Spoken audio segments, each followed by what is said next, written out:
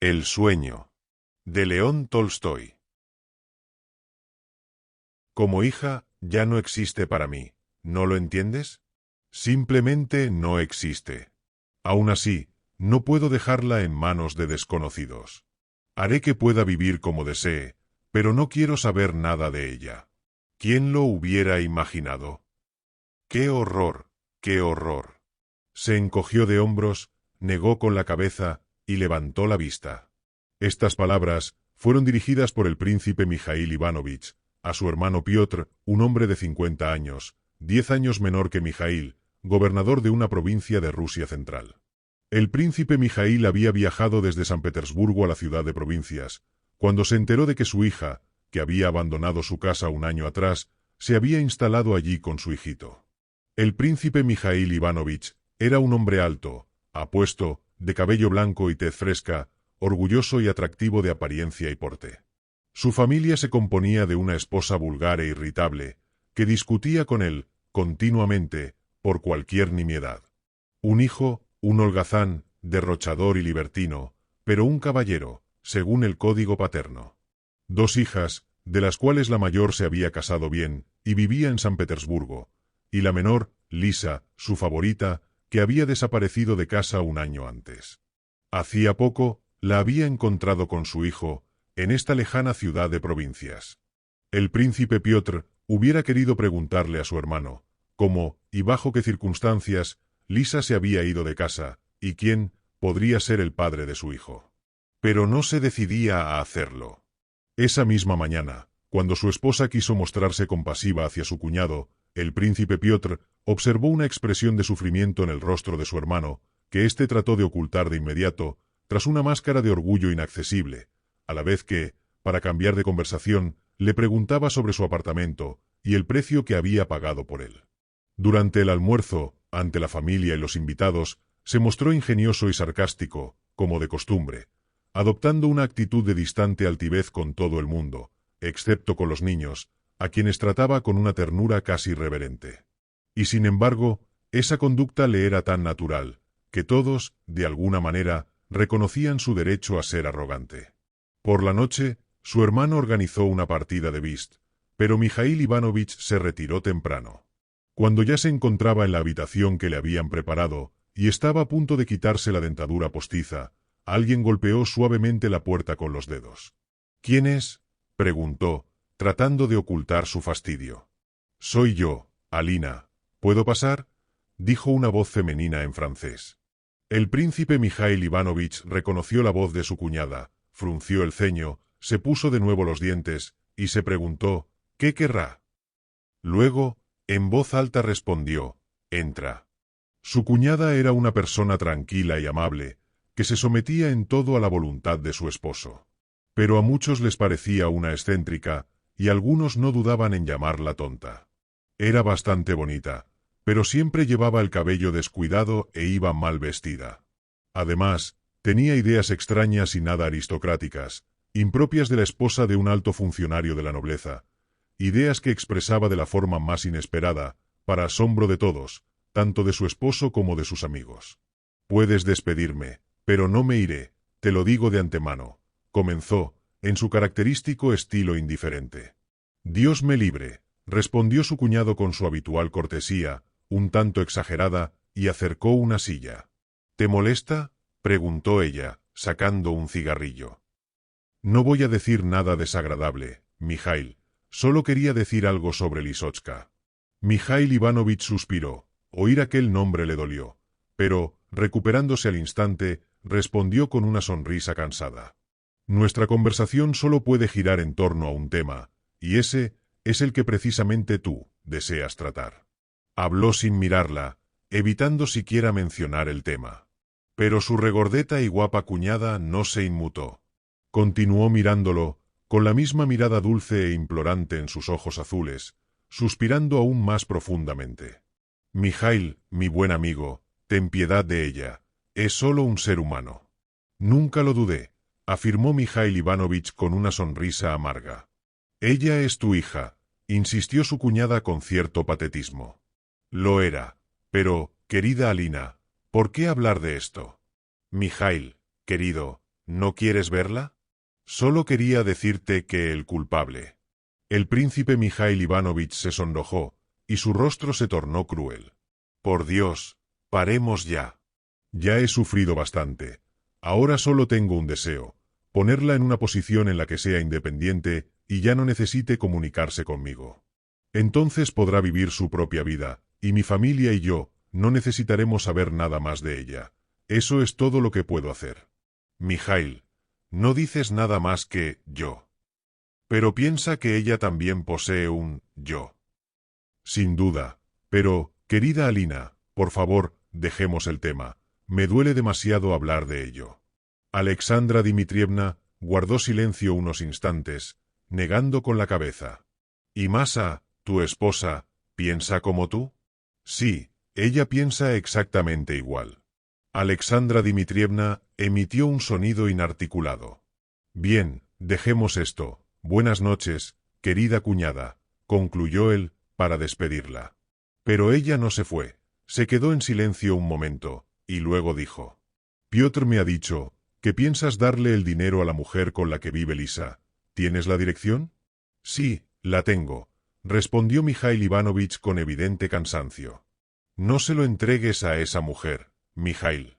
Ve tú mismo, y solo ve cómo vive con tus propios ojos. Si no quieres verla, no tienes por qué. Además, no tienes de qué preocuparte. Él no está, no hay nadie. Mijail Ivanovich se estremeció violentamente. ¿Por qué me torturas así? Es un pecado contra la hospitalidad que tu marido me ha brindado.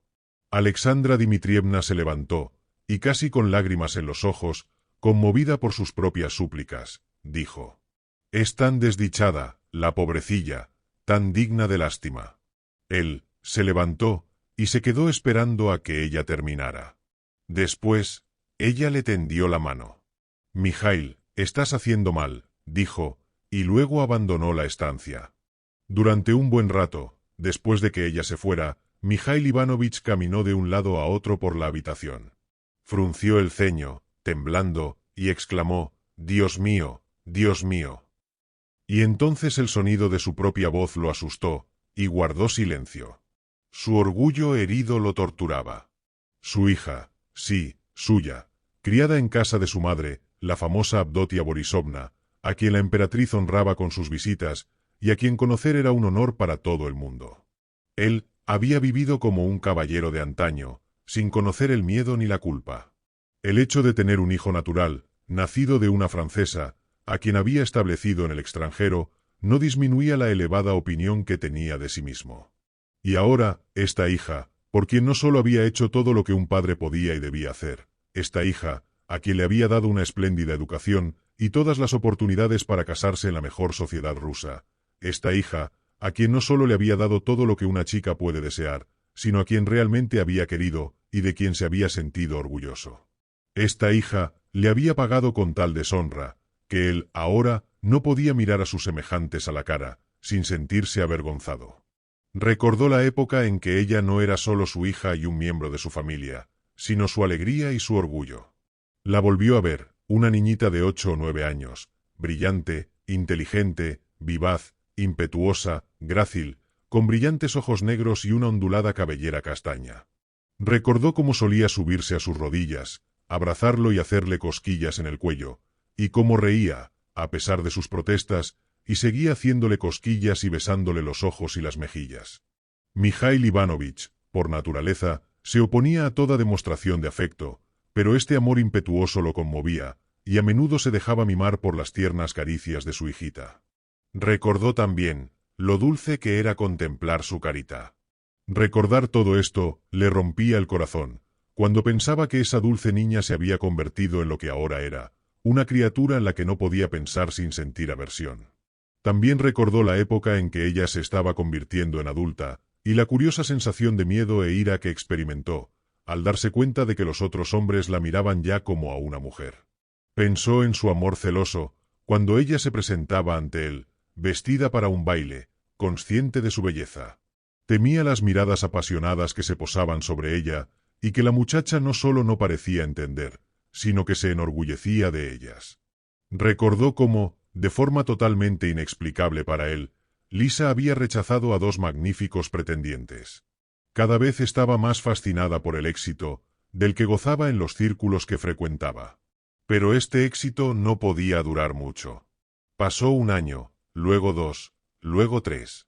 Era ya una figura familiar en la sociedad petersburguesa, asidua de todas las reuniones y fiestas, y aunque seguía siendo hermosa, su primera juventud había pasado, y de alguna manera se había convertido en parte del mobiliario del salón de baile. Mikhail Ivanovich se dio cuenta de que su hija estaba camino de la soltería, y solo deseaba una cosa para ella.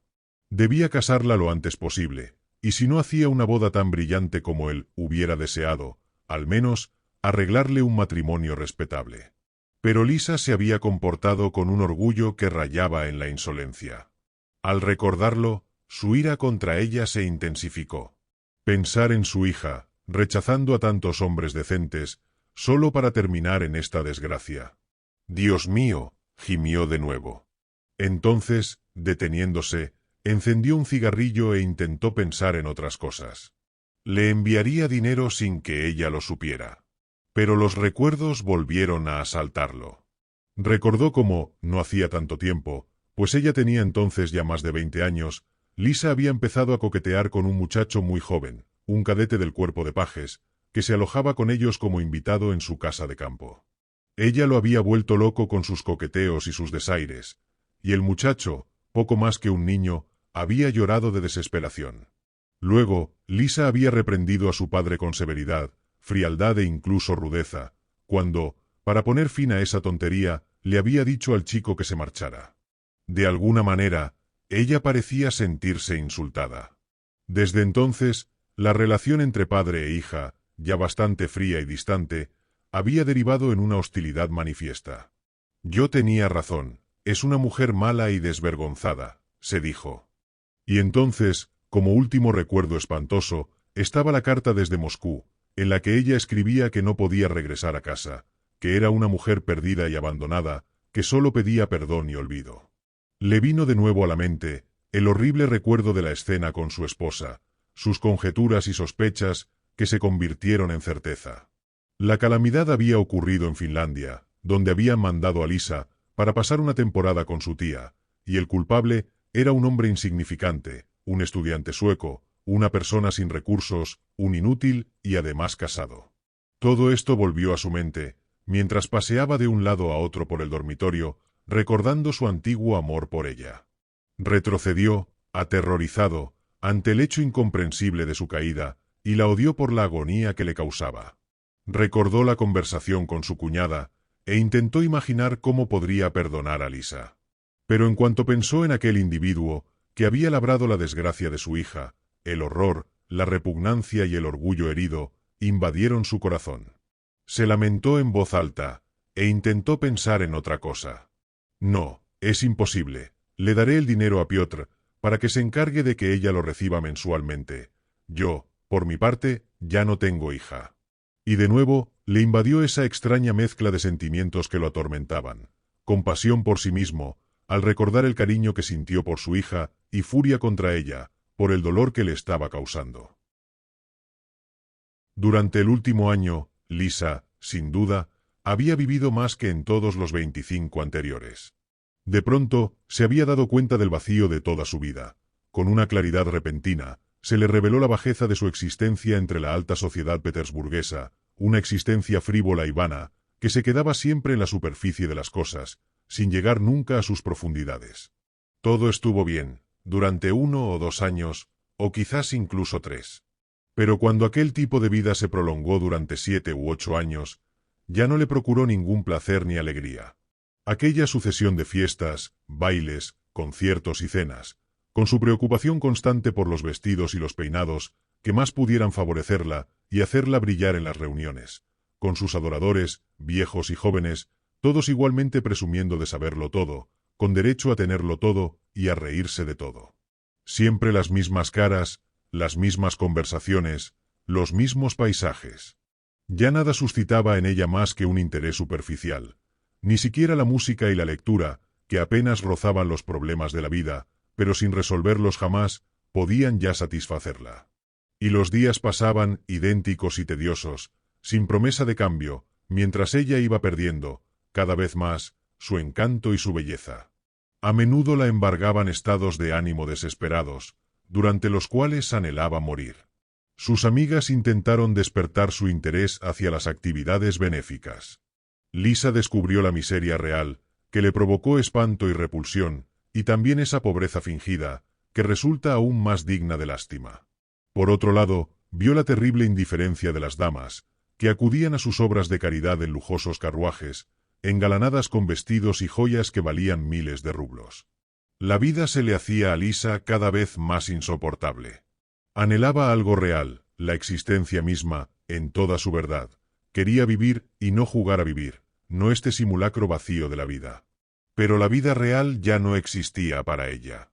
El mejor de sus recuerdos era su amor por un joven cadete.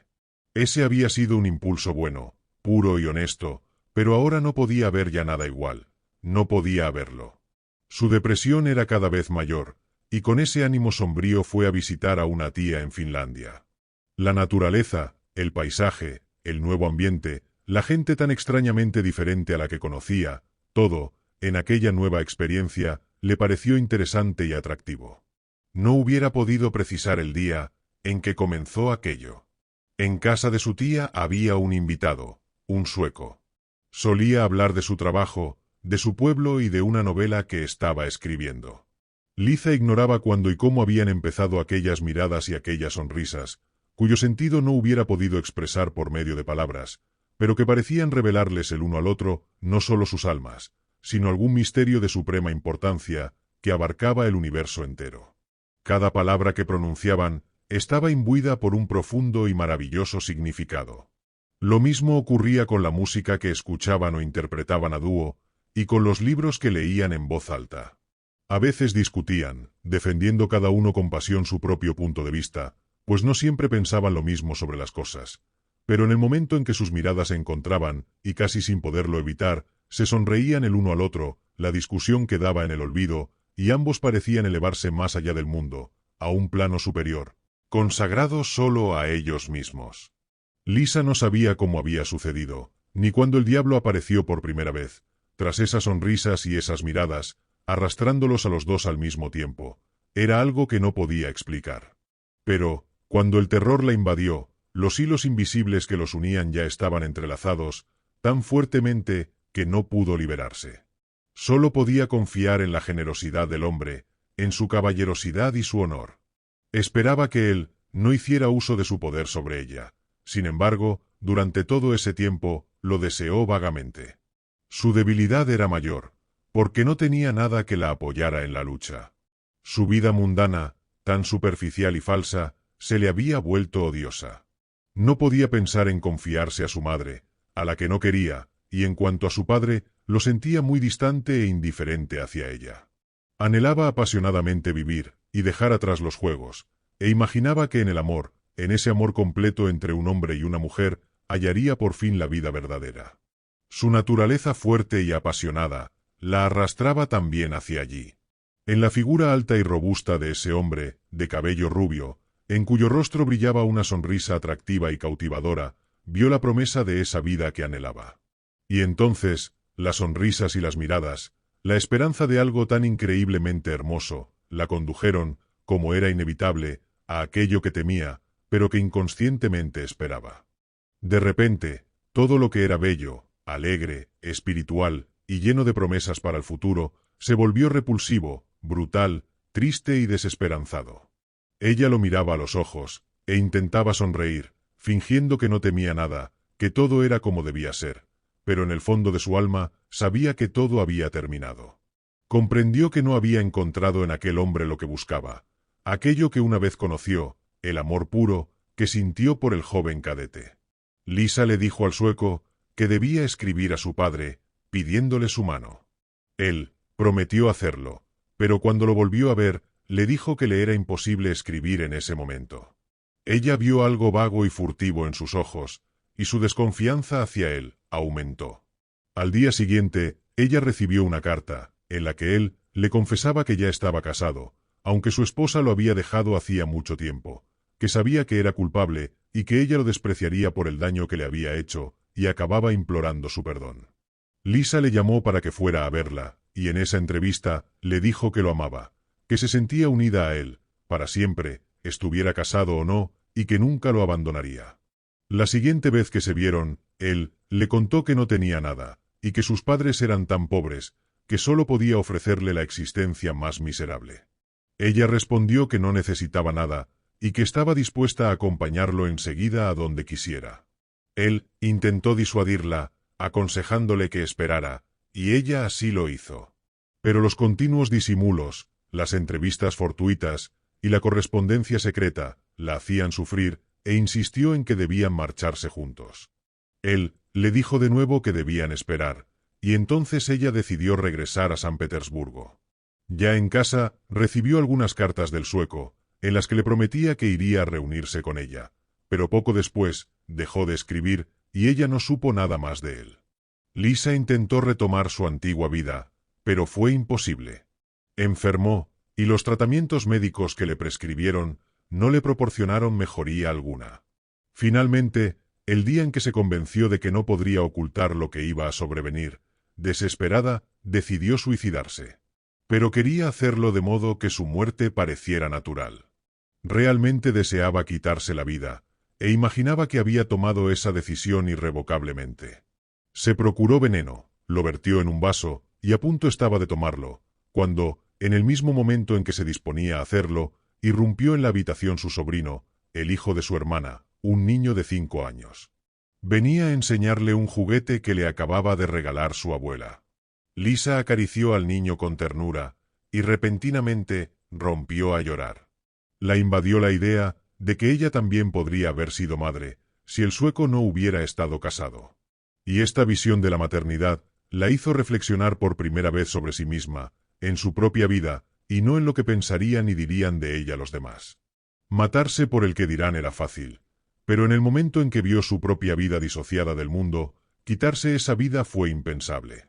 Tiró el veneno, y dejó de pensar en el suicidio. Entonces comenzó su vida interior.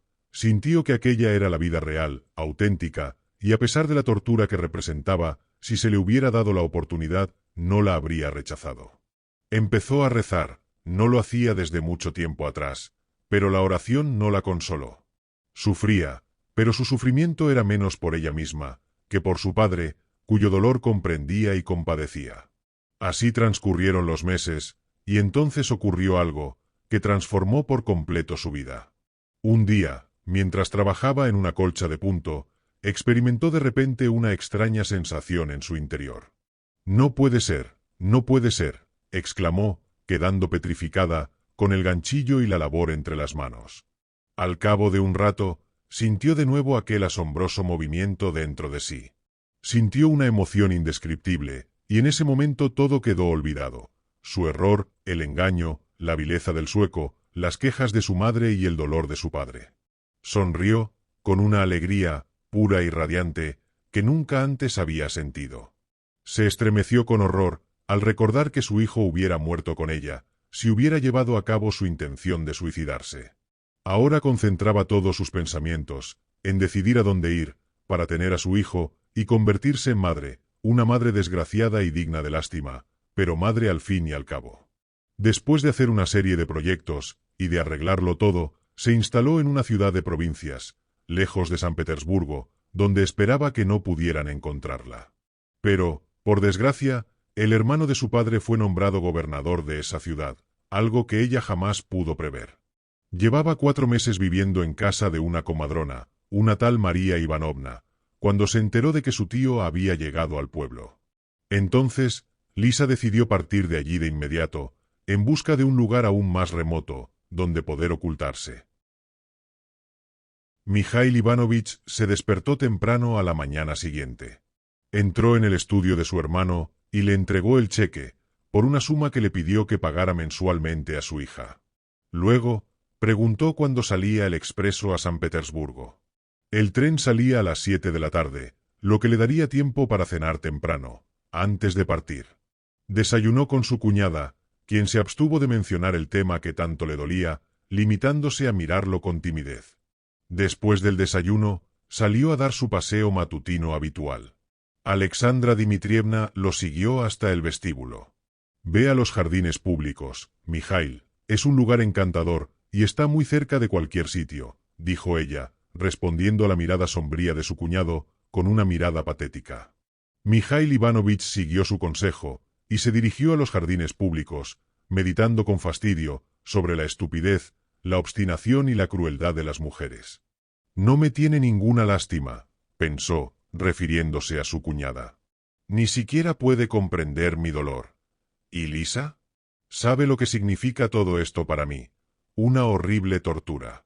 ¡Qué golpe en la vejez! Me ha quitado años de vida. Pero prefiero que termine, antes que soportar esta agonía. Y todo esto, por la hermosa sonrisa de un granuja. Una oleada de odio y furia lo invadió, al pensar en lo que se diría en la ciudad, cuando todo el mundo lo supiera, y sin duda, ya todos lo sabían. Tanta rabia lo invadió, que le habría gustado tener a su hija frente a él, y decirle todo lo que sentía. Era necesario que ella supiera el alcance que tenía su proceder.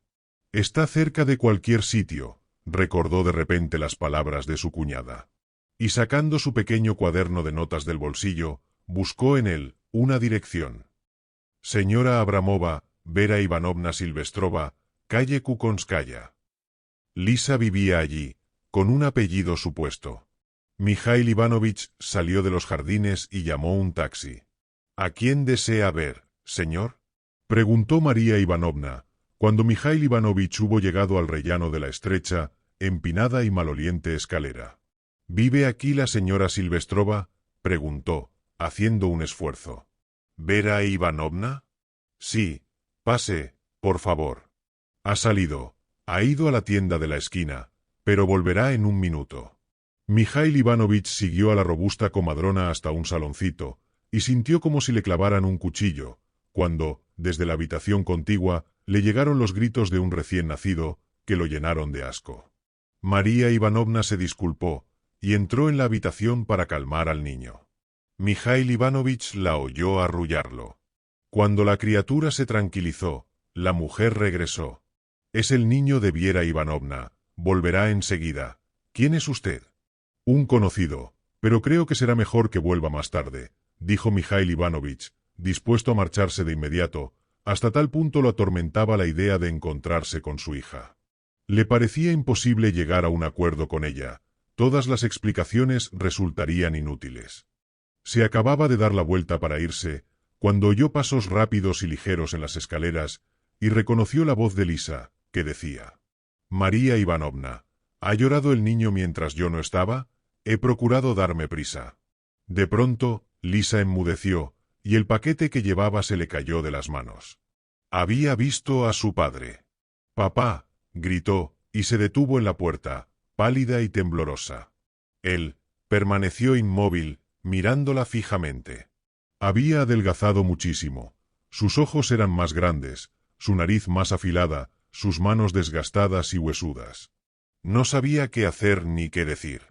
Olvidó todo el dolor que sentía, por su orgullo herido y su deshonra.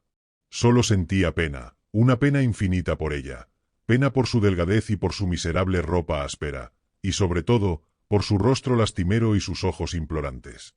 «Papá, perdóname», dijo ella, acercándose a él.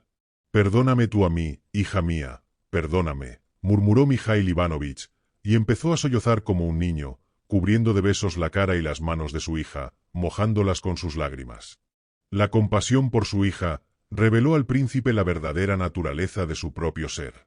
Y al darse cuenta de cómo era en realidad, comprendió hasta qué punto era culpable ante ella, por su orgullo, su frialdad e incluso sus malos sentimientos, de rabia y de ira.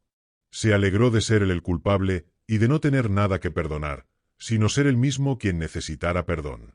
Lisa lo llevó a su pequeña habitación y le contó cómo vivía, pero no le mostró al niño, ni mencionó el pasado, sabiendo lo doloroso que era todo eso para su padre.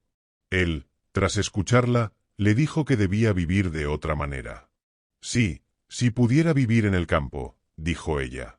«Ya pensaremos en eso», dijo Mijail Ivanovich.